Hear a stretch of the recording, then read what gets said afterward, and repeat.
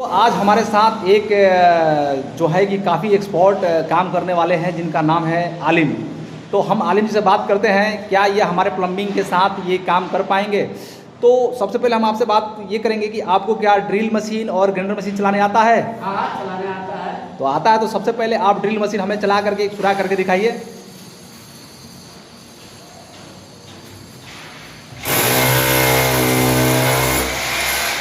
बस ड्रिल आप चला लेते हैं, ठीक है। ड्रिल का तो हो गया आपका। चलिए ग्राइंडर चला के दिखाइए आप। हाँ हाँ हाँ हाँ, आप ग्राइंडर मशीन चलाएंगे तो क्या काटेंगे? पाइप काट के दिखाइए। हाँ हाँ, पाइप काटिए। ग्राइंडर मशीन के अंदर क्या लगा हुआ है? इसमें क्या लगा हुआ है? इसमें ब्लेड लगा हुआ है। कौन सी ब्लेड? इसका नाम मालूम है? इसका कटने वाला है तो। हाँ, स्टील कटिंग ब्लेड वाला, ठीक है। तो आप चलिए ग्राइंडर चला के दिखाइए जरा।